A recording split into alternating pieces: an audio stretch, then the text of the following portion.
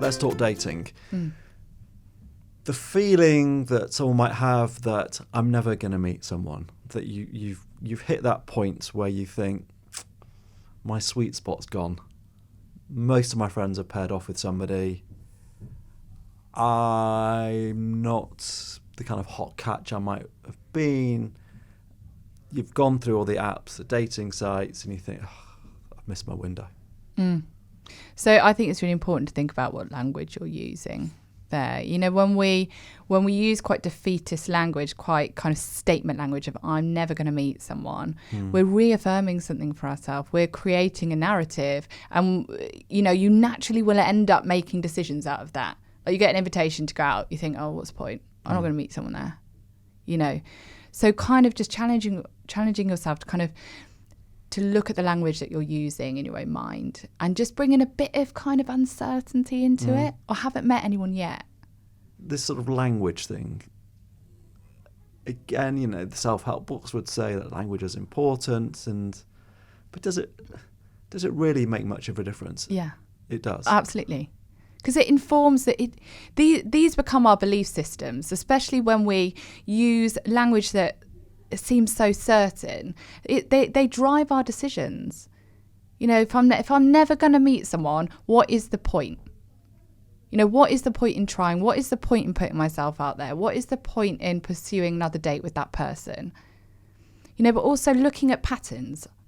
Are there any patterns in previous dating experiences where that might be helpful to explore?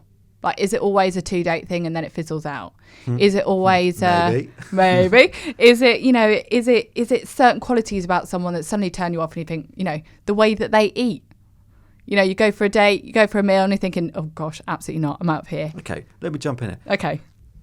You might pick up on patterns which are, I do 2 or 3 dates and then I find a reason not to be with that person. Yeah. Even if you're aware of that pattern, you go on a date with someone else and after a couple of dates, you think, I'm just not that into that. You know the pattern. You know that whatever it is that you do is kicking in, but you still don't fancy them. Yeah. And that's important, you know, that is important, isn't it? I think sometimes just considering what might that aside, what might your barriers be? How does it think to feel that you might meet someone and have a really successful relationship? Like, is there almost a fear in what that might look like? Because it requires like a whole shift in your understanding of your future.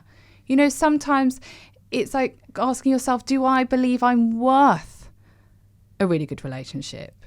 You know, are there other things underlying here that might be informing your responses to some of these things? It's interesting if you do have those feelings. You know, if you're not feeling that you're worth dating or that you're not going to meet the right person, what those subconscious cues are that you then project when you go out on a date or you go into a bar. I don't know on a kind of sort of behavioural level what it is, or, you know, maybe even your pheromones change. That it becomes self-rated. Like if you're not, it's a bit like body language. If you're shrugged over like that, if you got your shoulders dropped as opposed to standing up, that must have an impact. Yeah, which goes back to what you're saying about language. Yeah. So if you're going around saying I'm never going to meet someone, that perhaps informs how you behave in the cues that you give off.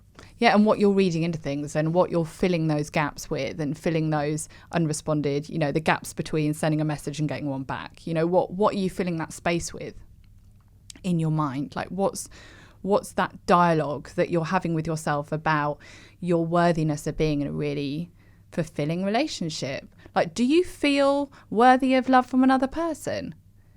You know, we have to be okay in and of ourselves, and we have to feel enough in and of ourselves, because it puts a heck of a lot of pressure when you're looking for someone else to give you that sense of enoughness if you don't already have it. I can feel some of the lists coming on that you like. I think one would be just defining what you're looking for, which is, or your status. It's like, I just haven't met the right person yet, and the sort of person I'm looking for is, probably good to write that down. Yeah. And then another list may be like, why I'm worth dating. Yeah. And actually, you know, I think a lot of people might suggest that you positive mental attitude your way out of this, you know. Of course I'm going to meet. And these are the kind of platitudes that I guess you might get from certain friends if you say, oh, you know, I'm really struggling with the fact I'm worried I might not meet anyone. They're like, of course you're going to meet someone. There's someone for everybody. You know, everyone's got a soulmate. Thing is, they're not particularly helpful, are they? Useless Because it platitudes. just it removes that sense of responsibility and intentionality. And I think there are some controllables in this situation, right? You can control where you place yourself, so you can accept the invitations, you can pursue some of the dates. Like, those things are within your control. How they go, what the end outcome is, you know, years down the line. You don't know that yet. You can't control that right now. And the other thing you can work on is, in the waiting, is like your relationship with yourself, because that will inform everything anyway. When you do get into that relationship, what your relationship is with yourself informs everything.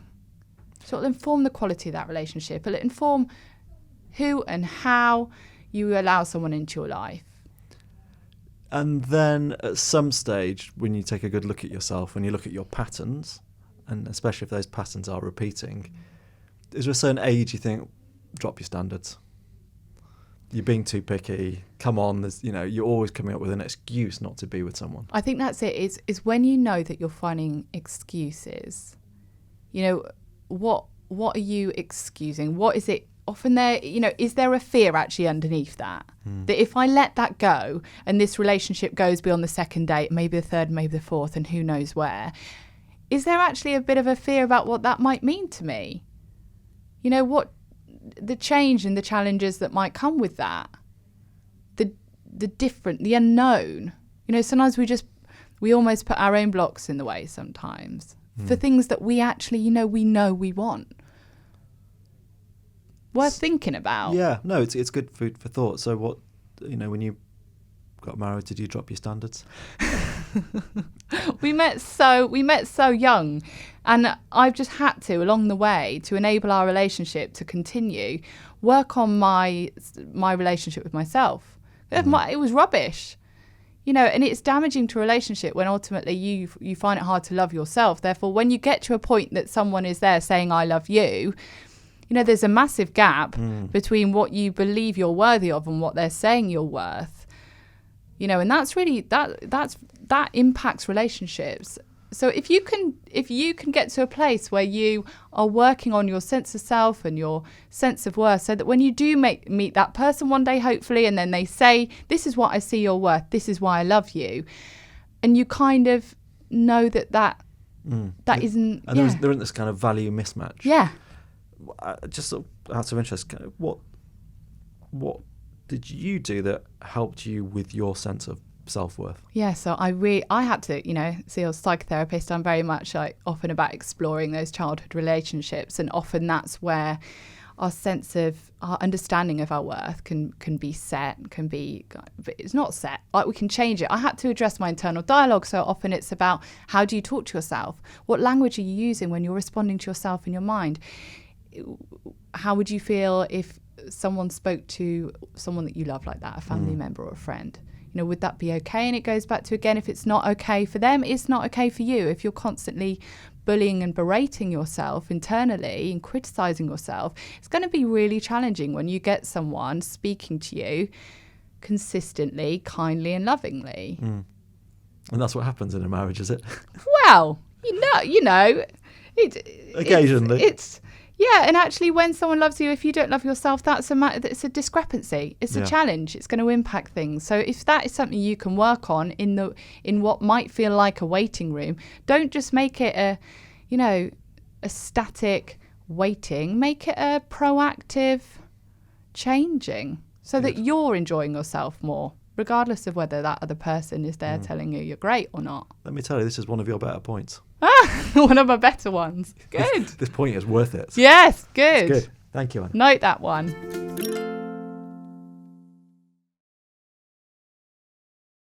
Oh.